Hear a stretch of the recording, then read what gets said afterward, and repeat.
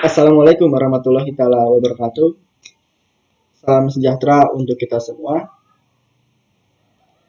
Sebelumnya izin memperkenalkan diri, nama saya Moh Sopian, NPM 3336190019 kelas A. Tugas dari mata kuliah Analisis Dampak Lingkungan atau AMDAL, yakni membuat analisis dengan menggunakan Microsoft PowerPoint dan juga video. Dan juga melampirkan jurnalnya dari jurnal peran dan fungsi AMDAL pada pembangunan jalan tol.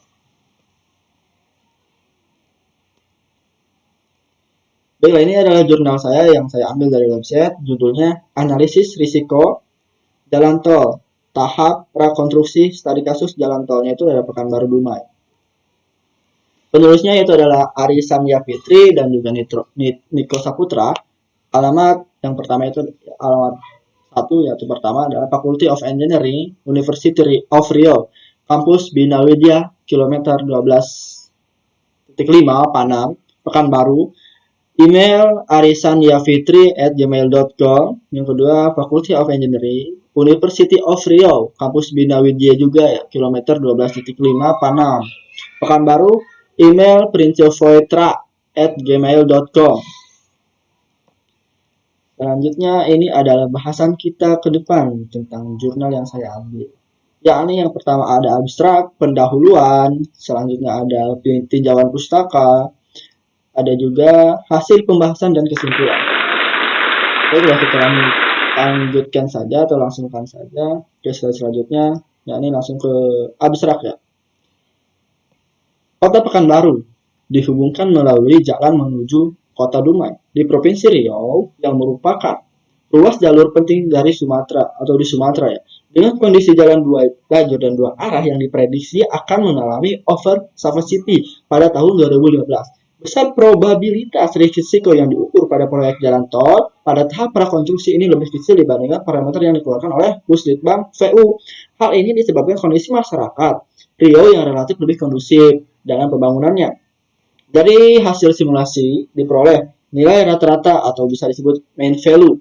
Pembangunan proyek ini adalah 819,65 miliar dengan rentang nilai rencana anggaran pembiayaan dari 783,7 miliar sampai 847,10 miliar.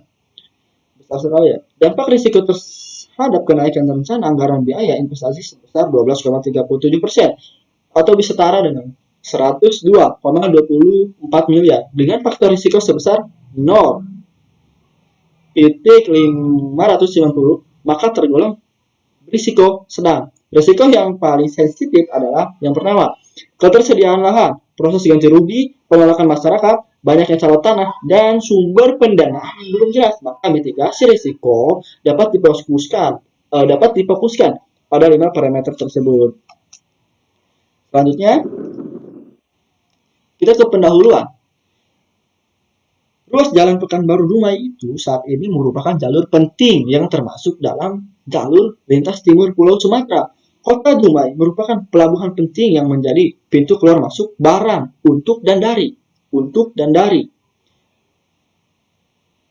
Riau, sedangkan Kota Pekanbaru merupakan titik kumpul bagi kabupaten-kabupaten yang ada di Provinsi Riau berdasarkan Integrated Road Management System atau IRMS 1999. Panjang ruas Jalan Pekanbaru Dumai adalah 199,45 km dengan volume kendaraan rata-rata 3.000 sampai 4.000 SMP per hari. Sedangkan waktu tempuh rata-rata adalah 4 sampai 5 jam dengan risiko kecelakaan rata-rata sampai 60%. Besar sekali ya. Ini diambil dari buletin SH dan E PT CVI dan IRMS 1999. Berarti jika nilai kecelakaan rata-rata 60%, hampir setiap hari terjadi sebuah kecelakaan lalu lintas. Komposisi kendaraan adalah 51% adalah kendaraan penumpang, 12%-nya itu adalah bis, dan 37%-nya itu adalah truk.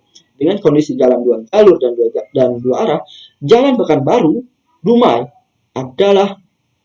akan mengalami over capacity pada ruas Kamis Duri, tahun 2015. Ini menurut Jules Ferry 2004. Kita lanjut saja ke tinjauan pustaka. Di sini ada pengertian risiko dan analisis risiko. Risiko bisa kita lihat di sini adalah suatu variasi dari hasil-hasil yang dapat terjadi selama periode tertentu pada kondisi tertentu. Halvin, D. W. N. Warhead, R. W. 1998. Analisis risiko adalah metode untuk mengidentifikasi dan mengukur risiko, pengembangan, seleksi, dan program manajemen untuk menghadapi risiko tersebut dalam sebuah cara yang terorganisir tentunya. Hal ini meliputi 3 aspek, yaitu identifikasi risiko, ya. Yang kedua adalah penilaian risiko dan pengelolaan risiko juga. Ini menurut Smith 1995 dan Sandhya Fitri 2002. Selanjutnya tentang manajemen risiko masih termasuk ketinjauan pustaka ya. Manajemen risiko adalah proses sistematik dari perencanaan, identifikasi, analisis, pemberian respon, dan pengawasan dari risiko proyek-proyek. Ini termasuk sistematik ya. Manajemen risiko melibatkan proses-proses, teknologi, peralatan, dan teknik-teknik tertentu yang akan membuat manajer membuat keputusan, yang akan membantu manajer membuat keputusan yang tepat dalam rangka memaksimalkan kemungkinan dan konsekuensi positif dan meminimalkan kemungkinan dan konsekuensi negatif dari suatu kejadian. Nah, Smith ini juga menurut Smith 1995 dan Ningrum Ratna ya 2008. Selanjutnya, kita masuk ke analisis tingkat risiko, masih tinjauan pustaka ya. Analisis tingkat risiko itu maksudnya didasarkan pada persamaan faktor risiko investasi, di mana besaran-besaran faktor risiko tersebut merupakan gambaran mengenai tingkat risiko investasi yang terjadi.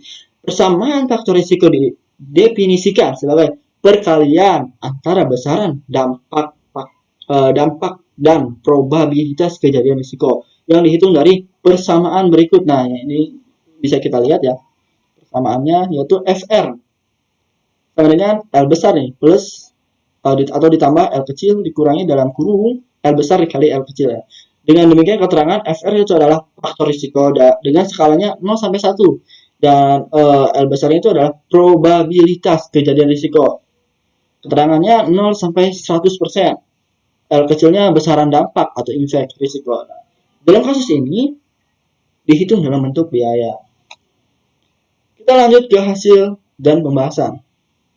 Identifikasi risiko berdasarkan hasil survei pendahuluan diperoleh faktor-faktor risiko dan secara garis besar dibagi menjadi 5 bagian, yaitu perizinan atau administrasi, studi kelayakan atau AMDAL, desain atau perancangan, dan pembebasan lahan dan investasi. Selanjutnya yakni tentang pembahasan probabilitas risiko dan besaran dampak risiko. Besar probabilitas risiko yang diukur pada proyek jalan tol Pekanbaru-Dumai tahap prakonstruksi lebih kecil dibandingkan tipikal probabilitas kejadian risiko investasi jalan tol di Indonesia yang bersumber dari Puslitbang VU. Hal ini mengapa demikian? Karena disebabkan kondisi masyarakat Riau yang lebih kondusif dan partisipatif dalam pembangunan di Provinsi Riau. Selanjutnya tentang analisis risiko, ini masih ke bahasan hasil dan pembahasan ya. Analisis tingkat risiko didasarkan pada persamaan faktor risiko investasi, di mana besaran-besaran faktor risiko tersebut merupakan gambaran mengenai risiko investasi yang terjadi. Persamaan faktor risiko didefinisikan sebagai perkalian antara besaran dampak dan probabilitas kejadian risiko yang dihitung dari persamaan 2 pada tinjauan pustaka tadi ya, yang sudah saya jelaskan tadi. Selanjutnya adalah tentang perhitungan tingkat risiko investasi jalan tol. Dengan menggunakan data anggaran pembebasan lahan jalan tol Pekanbaru-Dumai yang didapat, maka perhitungan struktur anggaran biaya tahap prakonstruksi 14 Jurnal Teknik Sipil volume 9 nomor 1 April 2013 1 sampai 83 lainnya digunakan tipikal struktur anggaran biaya investasi jalan tol menurut Puslitbang PU. Nah, selanjutnya pengelolaan risiko, masih ke hasil dan pembahasan. Setelah seluruhnya elemen risiko dapat diidentifikasi dan diukur, maka tahap selanjutnya dalam manajemen risiko adalah memutuskan tingkatan apa yang akan dilakukan untuk mengelola risiko tersebut, seperti menerima, meminimalisir atau mitigasi, dan juga menolak dari lain. Mitigasi risiko. Risk mitigation. Mitigasi risiko dilakukan untuk risiko yang terklasifikasi risiko tinggi. Risiko tinggi ya. Nah, adapun risiko-risiko pada tahap prakonstruksi yang termasuk dalam klasifikasi dampak relatif kecil dan probabilitas yang relatif lebih besar adalah yang pertama, risiko pembebasan lahan dan risiko investasi. Kita lanjutkan ke yang bagian menerima risiko as a price, masih hasil dalam pembahasan. Risiko ini merupakan yang tergolong risiko sedang dan rendah, yang artinya risiko ini tidak menyebabkan perusahaan atau pemerintah menanggung biaya yang cukup besar. Pengelolaan risiko ini adalah dengan menerima risiko yang mungkin terjadi. Risiko-risiko yang tergolong risiko sedang dan rendah pada proyek pembangunan jalan tol Pekanbaru Dumai ini antara lain risiko perizinan, risiko studi kelayakan, dan risiko desain. Nah, kita lanjut ke kesimpulan nih, sudah saya jelaskan tadi semuanya, maka saya simpulkan saja di sini bahwa risiko yang teridentifikasi pada proyek jalan tol Pekanbaru Dumai tahap prakonstruksinya ada 5 parameter dan juga 13 subparameternya. Itu yang pertama, risiko perizinan terdiri dari 2 faktor risiko, yaitu proses tender dan dokumen kontrak. Kedua, risiko studi kelayakan terdiri dari 2 faktor dari 2 faktor risiko, yaitu data yang digunakan dan asumsi yang diambil. Yang ketiga, risiko desain terdiri dari 2 faktor risiko, yaitu standar rancangan dan misinterpretasi.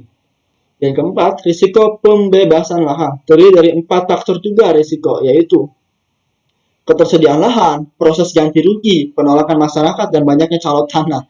Dan yang kelima, risiko investasi terdiri dari 3 faktor risiko, yaitu sumber dana, kontinuitas sumber dana, dan panjangnya durasi pengembalian pinjaman. Besar probabilitas risiko yang diukur pada proyek jalan tol Pekanbaru Dumai tahap prakonstruksi lebih kecil dibandingkan tipikal probabilitas kejadian risiko investasi jalan tol di Indonesia yang bersumber dari Puslitbang PU.